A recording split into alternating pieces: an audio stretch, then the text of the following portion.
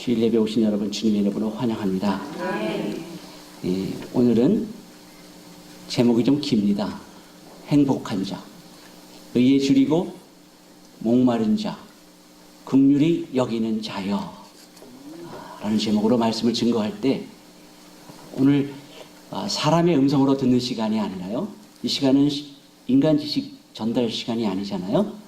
몸이 조금 피곤하시더라도 눈의 초점을 저한테 좀 고정시켜 주시고요, 윗 눈꺼풀이 아래를 만나는 시간이 없도록 부탁을 드리겠습니다. 성도 여러분, 오늘은 팔복 중에서 네 번째와 다섯 번째 복을 말씀드리고자 합니다. 결핍을 느끼고 살아가는 사람들의 삶의 목적을 보면은요, 이 결핍을 충족시키고자 하는 방향으로 가게 됩니다.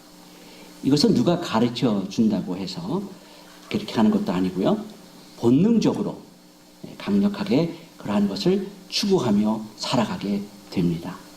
자, 이러한 모습을 미국의 심리학자 메슬로우라고 하는 사람은 5단계로 이렇게 표현을 했습니다. 생존의 욕구, 안전의 욕구, 소속감과 애정의 욕구, 존경받고 싶은 욕구, 자아실현의 욕구로 이렇게 구분을 합니다. 생존하되 안전하게 생존하고 싶은 것을 당연하게 여기는 것이죠. 자, 이것으로 만족하는 것이 아니라 사랑도 받고 인정도 받아 존경받는 사람이 되고 싶은 이러한 욕구들이 실현되면 자아실현을 위한 욕구로 나아가는 거예요. 인간은 누구나 자기 스스로 만족할 수 있는 가치를 찾고자 한다는 거예요. 자, 그것으로 만족하고 그것으로 행복해 한다는 것입니다. 자기 자신이 성취하고자 하는 일이 있다면 그것은 그 사람에게 사랑이자 목표를 실천할 수 있는 힘이 되는 것입니다. 그러나 결핍을 충족한다 할지라도 근본적인 결핍이 사라지겠습니까? 오늘 본문 6절에 보면은요, 의에 줄이고 목마른 자는 복이 있나니 저희가 배부를 것이다 라고 말씀하세요. 줄임과 목마름이라고 하는 단어와 배부름이라고 하는 단어가 함께 쓰여 있습니다. 여기서 줄이고 목마른 것이 배부름이다 라고 선언을 하고 있는 거예요. 자, 우리가 항상 그 설교의 배경을 우리가 알고 있어야 됩니다. 지금 이 말씀을 듣고 있는 독자는요, 로마 정부의 압제 가운데 메시아를 기다리면서 메시아 지상 왕국을 고대하며 살아가고 있는 사람들입니다. 자, 이런 상황 속에 있는 자들에게 예수님께서는 그렇게 가난하고 애통하며 굶주리고 목마른 것이 복이다 라고 이렇게 선언을 하시는 거예요. 자, 이 말씀을 쉽게 본문을 의역하면요, 복이 있는 자여 당신은 의에 줄이고 목마른 자니라. 그러나 바로 당신이 배부른 자다라는 거예요. 줄이고 목마른데 배가 부르다니요. 참 이해할 수 없는 말씀이잖아요. 자, 그래서 주님의 말씀이, 그 말씀의 깊이는 오묘하고 신비로운 말씀이에요, 세상 사람들에게는. 자, 그런데 나를 솔직히 한번 살펴보니까 나에게는 하나님을 기쁘게 할 만한 것이 없음이 발견됩니까? 없습니까? 그렇다면 여러분이 심령이 가난한 사람들입니다. 자, 이런 자신의 모습이 발견되면 아직도 내가 내 인생에 내가 주인이 된 것으로 말미암아 애통이 오게 되어 있다는 거예요. 이러한 애통은 어떤 상황 속에서도 하나님 앞에서 자신의 공로나 가치를 주장하지 않고요, 하나님 앞에서 자신은 한 줌의 흙에밖에 지나지 않는 존재구나라고 하는 것을 깨닫게 되는 거라는 거예요. 자, 그 애통의 고백이 있는 겸손함은 무엇이라고 했습니까? 온유함이다라고 지난 시간에 말씀을 드렸습니다. 그 온유로 이어지게 되고, 그런 온유는 다시 의에 줄이고 목마른 자의 모습으로 드러나게 된다는 것입니다. 자, 세 가지의 그 첫 번째 우리가 보아왔던 세 가지의 복은요, 자기 자신의 존재를 성령에 의해서 깨우침을 받았다고 한다면, 자, 이제 보는 네 번째 복은 우리 자신에게서 눈을 돌려 그리스도에게 눈을 향하는 것이 복이다는 거예요. 여기서 줄이다라고 하는 단어의 뜻은요, 예수님께서 40일 동안 금식하셨을 때 예수님께서 줄이셨다라고 하는 그 줄인 단어와 같은 단어입니다. 40일 동안 금식하면서 그 뱃속에 내장에 뭐가 있겠어요? 아무것도 없는 거예요. 자, 며칠만 굶어도 안 먹는데 40일을 굶었으니까 아무것도 없는 상태죠. 자, 그런데 성도에게 그것이 요구가 되고 있다는 거예요. 너희들 진짜 너희 안에 아무것도 없다라고 하는 것을 인정하라는 거예요. 그것이 진짜 배부른 것이다 라는 거예요. 히브리서 1장 10절에서 11절의 말씀을 보면요, 이렇게 말씀하고 있어요. 또 주여 태초에 주께서 땅에 기초를 두셨으며 하늘도 주의 손으로 지으신 바라. 그것들은 멸망할 것이나 오직 주는 용존할 것이요 그것들은 다 옷과 같이 낡아지리니, 이렇게 말씀하고 있습니다. 하나님께서는요, 창조물들이 어떻게 될 것이다 라고 말씀하셨죠. 어떻게 됩니까? 그들의 결국은 멸망할 것이다 라고 말씀을 하셨어요. 여기서 멸망시킬 것들과 대조되고 있는 것이 무엇입니까? 오직 주는 영존할 것이요, 영존하신 주를 대비하고 있습니다. 그러니까 멸망할 세상은 영존하시는 주를 드러내기 위한 작업물이다라는 거예요. 자, 그렇게 이 역사와 인생은 새 창조의 실체를 설명하기 위한 것이라는 거예요. 자, 새 창조의 실체가 누굽니까? 예수 그리스도예요. 그 새 창조의 실체인 예수 그리스도가 누구인가를 요한복음에서는 이렇게 설명하죠. 여러분 지금 외우고 있는 말씀 중에 하나예요. 요한복음 1장 1절에서 4절의 말씀을 보시면요, 한번 같이 읽어볼까요? 시작. 태초에 말씀이 계시니라. 이 말씀이 하나님과 함께 계시니 이 말씀은 곧 하나님이시라. 그가 태초에 하나님과 함께 계셨고 만물이 그로 말미암아 지은 바 되었으니 지은 것이 하나도 그가 없이는 된 것이 없느니라. 그 안에 생명이 있었으니 이 생명은 사람들의 빛이라. 아멘. 지금 여기에 나오는 태초에 말씀이 계시니라라고 하는 어구는요, 창세기 1장 1절의 말씀과 똑같은 말씀이 나오죠. 창세기 1장 1절에 그 태초가 똑같이 등장하는데 그 첫 창조는 새 창조를 설명하는 거예요. 그 태초라고 하는 창조의 자리에 말씀이신 예수 그리스도가 계셨다는 거예요. 자, 예수님이 모든 것을 창조하셨다라고 말씀하세요. 그분을 통하지 아니하고는 지은 것이 존재는 하나도 없다라는 거예요. 무슨 말이에요? 그분이 창조주라는 거예요. 예수님이 만물을 창조하셨는데 예수 안에만 생명이 있다라는 거예요. 그러니까 예수님께서 생명을 붙지 않는 것은 생명이 아니다라는 의미가 되는 것이죠. 그것을 지금 성경이 이야기를 하고 우리의 인생이 그것을 드러내는 것으로 쓰여지고 있다는 거예요. 그리고 이제 그것이 온전히 계시가 되면 철거가 된다는 거예요. 종말을 의미하는 것이죠. 그러니까 성도는 우리의 신앙의 생활, 그 여정을 통해서 왜 나는 예수가 아니면 죽은 자인가? 왜 나는 예수의 은혜가 임하지 않으면 없음과 같은 존재에 불과한 것인가? 그것을 인식하는, 그것이 의에 줄이고 목마른 자라는 거예요. 왜냐하면 하나님의 의가 살아있으니 필수 전제이기 때문에 그래요. 그 의가 없으면 존재할 수가 없어요. 그 의라고 하는 것 자체가 하나님의 생명력이고 복이라는 것이죠. 쉽게 말해서 인생과 육신은 스스로 만든 자기 의를 철저하게 부정당하면서 하나님의 의만을 의존하게 되는 자기 부인의 과정을 통과하는 겁니다.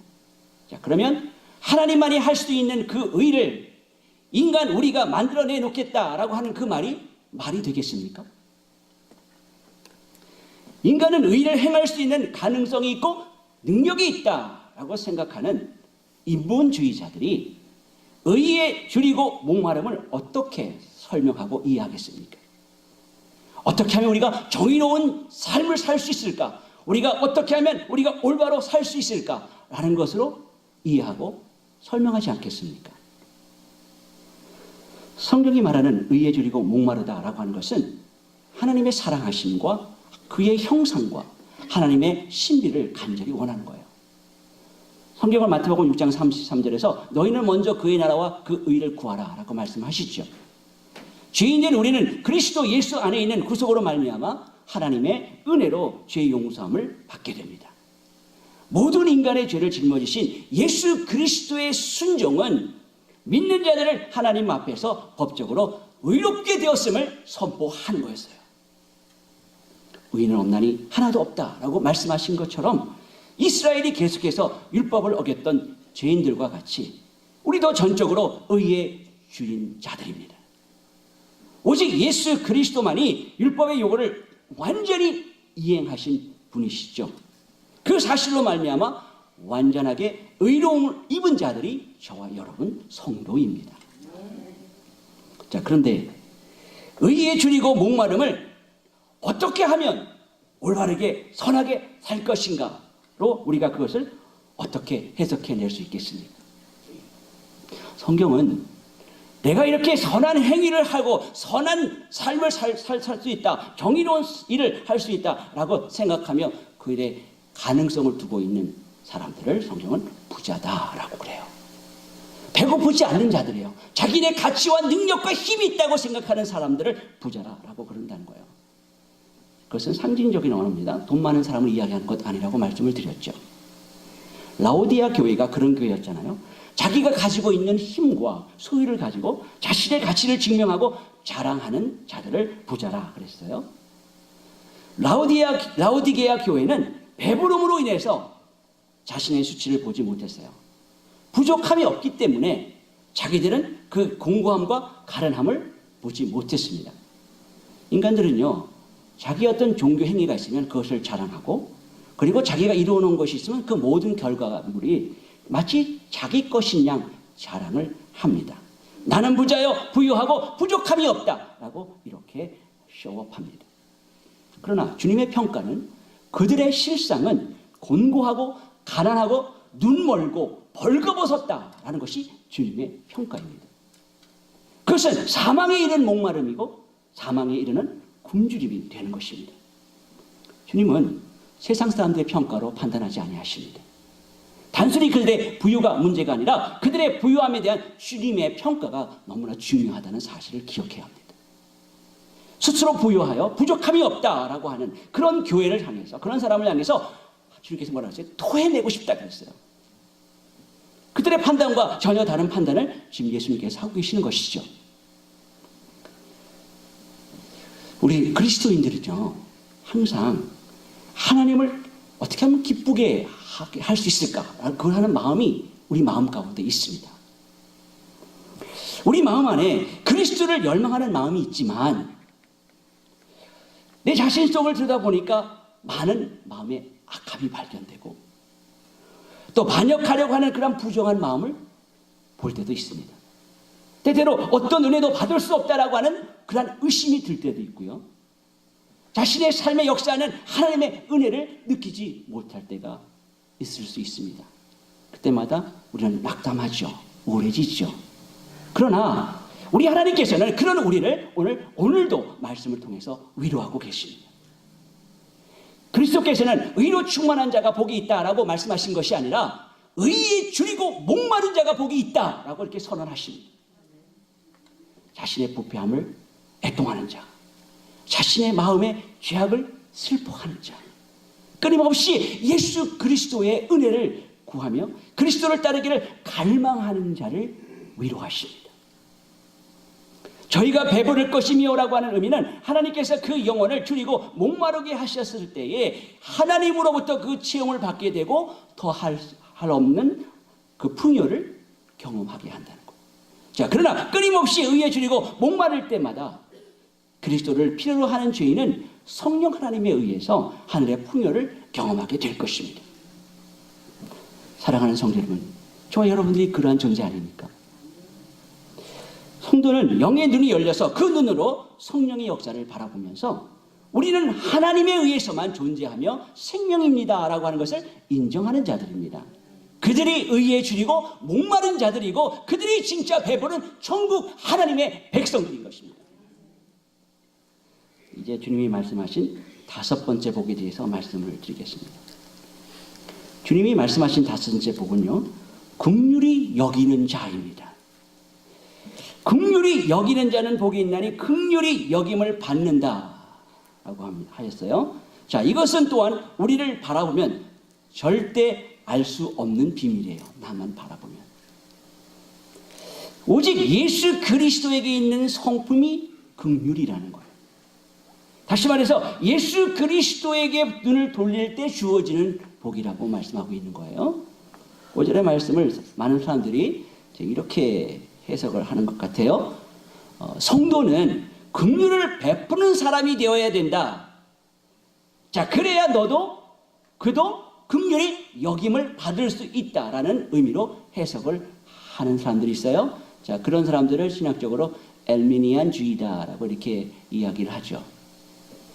만약 오늘의 말씀을 이런 식으로 해석해 버리면 로마서의 이런 구절은 어떻게 우리가 이해해야 할까요? 로마서 9장 15절 16절 제가 읽어보겠습니다. 모세에게 이르시되 내가 긍휼히 여길 자를 긍휼히 여기고 불쌍히 여길 자를 불쌍히 여기리라 하였으니 그런즉 원하는 자로 말미암음도 아니요 다른 밥질하는 자로 말미암음도 아니요 오직 긍휼히 여기시는 하나님으로 말미암음이니라. 이렇게 말씀하고 있어요. 긍휼은 하나님의 선물입니다. 자, 본문에 예수님이 말씀이 그냥 문자 그대로 긍휼히 여기는 자만 긍휼히 여김을 받을 수 있다라고 하는 내용이라면 사도 바울은 지금 정확하게 예수님의 말씀을 반박하고 있는 것이죠. 긍휼히 여기는 자는 긍휼히 여김을 받을 것이다. 이것이 예수님의 말씀이라면, 예수님께서 말씀하시는 그 바라면 원하는 자로 말미암음도 아니요 다른 박질하는 자로 말미암음도 아니다라고 말하는 사도는요, 예수님의 말과 정확하게 상반은 되는 내용이 아닙니까? 그러나 이 둘은 정확하게 같은 말을 하고 있는 거예요. 자, 이것이 어떻게 조화되는지 여러분 잘 한번 보세요. 그 긍휼이 단순히 국어 사전에 나와 있는 그냥 불쌍히 여김 정도의 뜻이 아닙니다. 본문에서의 긍휼이라고 번역이 된 단어는 원래 슬픔, 애통, 자비, 은혜 이런 의미들이 담겨져 있는 단어입니다. 자, 그러니까 긍휼은 내 자신이나 이웃의 현실을 올바로 보고 그 상태를 함께 슬퍼하고 애통하고 하나님의 그 은혜의 필연성을 같이 공감하는 거예요. 그것이 긍휼이라는 거예요. 자, 이 긍휼은 인간에서 만들어낼 수 있는 어떤 감정적인 것, 행위가 아니라 하나님의 긍휼을 아는 자들에게 보여지는 자연적인 반응이라는 거예요. 긍휼은 인간이 만들어내는 것이 아니고요, 하나님의 긍휼이 하나님 백성들에게 보여지는 것을 긍휼이라고 그래요. 즉, 이 긍휼은 하나님의 긍휼을 받은 자들의 삶 속에서 하나님의 긍휼이 나타나는 것을 말한다는 거예요.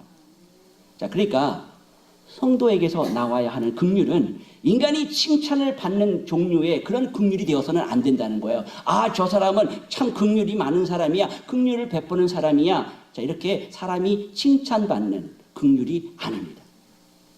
성도에게 있어서의 그 긍휼은 하나님께는 영광이 되고 인간은 무능력한 자로 드러나는 것을 말하는 거예요.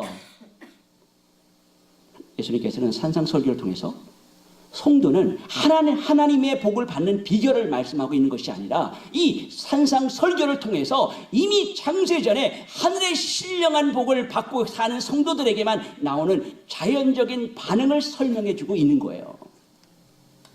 하늘의 복을 받는 자들에게만 나오는 긍휼이니까, 그렇죠? 그 긍휼이, 본문에 나오는 그 긍휼은 다 종교인이나 무신론자들에게는 절대로 나올 수 없는 것이라는 거예요.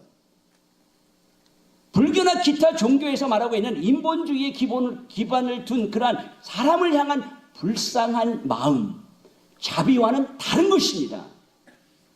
왜냐하면 이 긍휼은 예수 그리스도에게서만 나오는 것이기 때문에 그래요.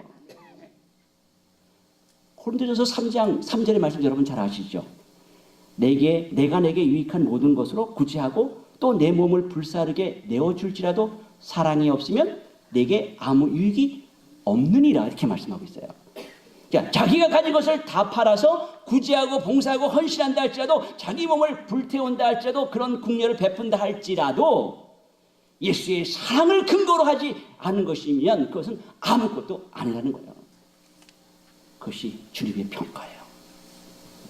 자, 이러한 긍휼이 어떤 것인지 성경을 통해서 좀 보도록 하겠습니다. 우리가 지금 새벽 기도를 통해서 또 우리가 전 교인이 우리 묵상을 하고 있죠. 어느 본문입니까? 호세아서죠.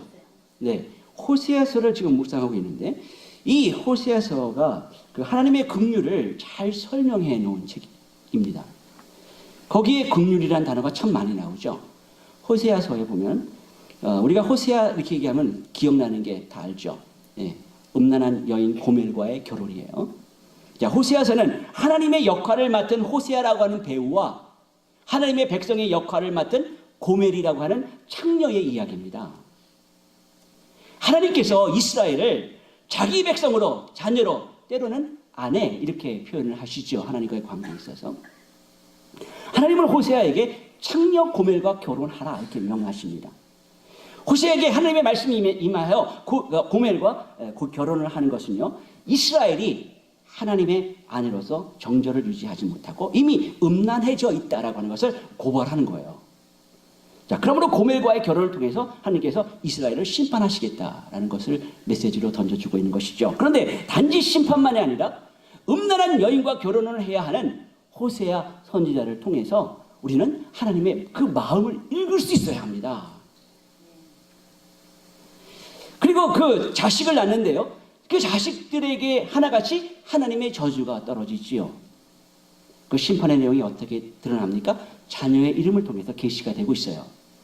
자, 그런 심판이 호세아 자녀들의 이름을 보면 알 수가 있습니다. 호세아서 1장 3절과 4절의 말씀을 보면은요, 이에 그가 가서 디블라임의 딸 고멜을 맞이하였더니 고멜이 임신하여 아들을 낳음에 여호와께서 호세아에게 이르시되 그의 이름을 이스라엘이라 하라. 조금 후에 내가 이스라엘의 피를 예후의 집에 갚으며 이스라엘 족속의 나라를 폐할 것이다 이렇게 말씀하고 있거든요. 고멜이 아들을 낳아요. 첫 아들의 이름이 뭐예요? 이스라엘. 자, 이스라엘이라고 하는 뜻은요, 흩어버리다라는 뜻을 갖고 있는 단어예요. 이스라엘이라고 하는 것은 어떤 의미를 가지고 있습니까? 이스라엘은 하나님이 함께한 왕자라고 하는 복된 이름이지만 이스라엘은 흩어버린다라고 하는 저주의 이름이에요. 자, 그러므로 호세아의 아들 이름을 통해서 하나님께서는 이스라엘 백성들에게 지금 경고를 하고 있는 거예요. 자, 두 번째 딸을 낳습니다. 그 딸 이름이 뭐예요? 루하마래요. 6절에 보니까. 자, 루하마라고 하는 것은 아버지가 자식을 사랑하고 불쌍히 여기는 마음이에요. 그런데 거기 루하마 단어 앞에 로라는 단어가 들어가 있어요. 부정 접두사예요. 루하마 이렇게 붙임으로 긍휼을 입지 못한다라는 뜻이 되는 것이죠. 이제 이스라엘이 하나님의 긍휼과 사랑을 입지 못하게 되었다라는 거예요. 그래서 다시는 이스라엘 족속을 긍휼히 여기서 사지 않겠다라고 하는 아버지의 마음을 읽을 수가 있습니다. 자, 세 번째 또 아들을 낳습니다. 이름이 뭐예요? 로암미예요. 자, 암미라고 하는 단어는 내 백성이다라는 뜻이죠. 그러니까 로라고 하는 부정 접두사가 붙었으니까 무슨 말이에요? 내 백성이 아니다라는 뜻이죠. 자, 예수님께서 이스라엘을 애굽에서 구원하심은 자기의 백성을 삼기 위해서였던 것입니다. 너희는 내 백성이 되고 나는 너희의 하나님이 되리라 라고 하신 것이죠. 그런데 이제 너희는 내 백성이 아니다라고 지금 하나님께서 말씀하고 있는 거예요. 이스라엘을 흩어버리시고 이스라엘 긍휼히 여기지 아니하시고 루하마 그리고 내 백성이 아니다 로암미로 이렇게 이스라엘은 끝이 나고 맙니다. 자, 이렇게 하나님께서는 호세아로 하여금 음란한 여인 고멜과 결혼하게 하시고 그가 낳은 자식을 통해서 이스라엘을 향한 하나님 아버지의 마음을 증거하고자 하셨습니다. 이스라엘은 하나님의 백성도 아니고 긍휼히 여김을 받지 못할 족속들이고 심판받아야 마땅한 자들이었다는 거예요.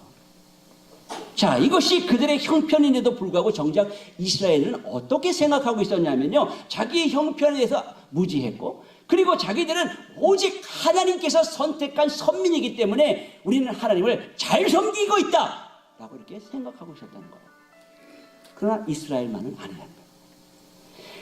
하나님 앞에서는요, 누구도 하나님의 긍휼을 입을 자격이 없고 하나님의 백성이라고 인정될 만한 사람이 없습니다. 이스라엘과 다름이 없는 것이 저와 여러분의 모습이었어요. 신자는 이러한 자기 실체를 바라보면서 심령이 가난한 자로 하나님을 찾아야 한다는 것입니다. 그런데 문제는 심령이 가난해지지 않는다는 거예요.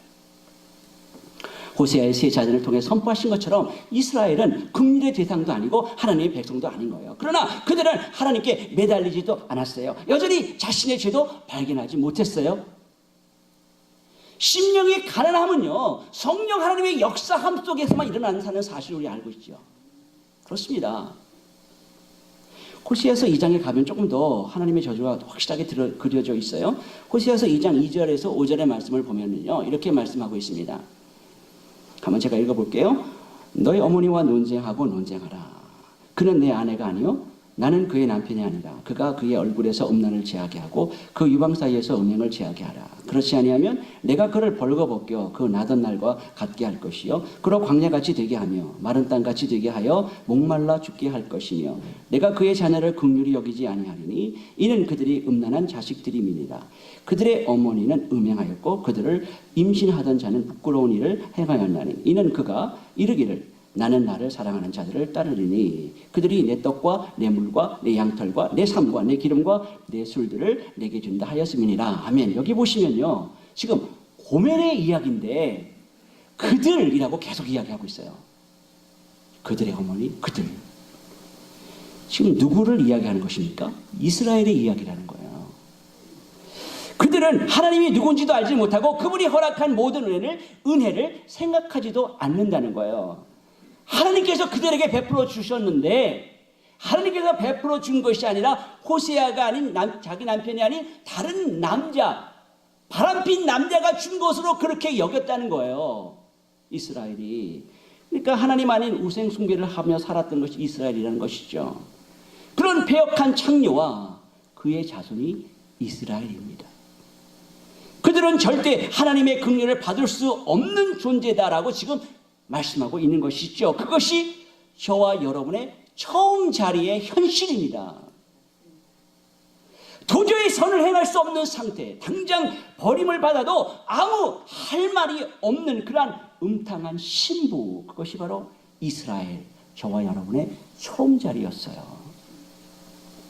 그럼에도 불구하고 하나님의 긍휼하심이 고멜에게 임해서 그 용서받을 수 없는 음란한 여인 고멜이 하나님의 신부가 되는 것을 구원이라고 말하고 있고 거기에 부어지는 것이 긍휼이다라는 거예요. 호세아서 2장 23절을 보시면요, 내가 나를 위하여 그를 이 땅에 심고 긍휼히 여김을 받지 못하였던 자를 긍휼히 여기며 내 백성이 아니었던 자에게 향하여 이르기를 너는 내 백성이라 하리니 그들은 이르기를 주는 내 하나님이시니라 하리라 하시니라 그랬어요. 이것이 하나님의 긍휼이에요. 부정하게 살던 여인을 호세아가 결혼해서 호세아에게 은혜를 입었지만 그것도 감사하고 깨닫지 못하고 또다시 자기의 과거의 삶으로 돌아가 버린 여인이 고멜이었어요. 그러나 호세아는 그런 그녀를 버리지 아니하고 자기의 전 재산과 맞바꾸어서 다시 데리고 오죠. 그리고 데리고 와서 같이 살아요. 고멜이 행한 거라고는 아무것도 없어요. 값없이 부어지는 것을. 그것이 긍휼이라는 거예요. 고멜이 무언가를 잘해서 호세아, 예수의 신부가 되는 것이 아니에요. 고멜은 끝까지 창녀로 음란한 삶을 살다가 결국에는 이용당할 걸 다 당하고 노예 시장에 팔려버린 것이죠. 마치 죽은 것과 같이 된 상황입니다. 노예 시장에 매달려 있습니다. 그런데 호세아가 예수가 은 15과 보리 한 호멜 반, 은 30을 갖고 가서 기어코 호멜을 사가지고 오는 거예요. 그것을 긍휼이라고 하는 거예요. 그런 자에게, 그렇게 죽은 자에게 긍휼이 그냥 부어지는 것입니다. 여러분, 오늘 말씀을 듣고 나부터 긍휼히 여기는, 내 자신부터 긍휼히 여기는 은혜가 임하기를 소원합니다. 내 자신부터 긍휼히 여기세요. 그러면 다른 이들이 긍휼을 받아야 할 자인 것을 볼 수가 있게 된다는 거예요. 내가 먼저 긍휼을 받아야 보이지 않겠습니까? 그리스도에 줄이고 목말랐던 영혼이 줄이고 목마른 후에는 그리스도에 의해서 배부름을 얻게 된다는 거예요.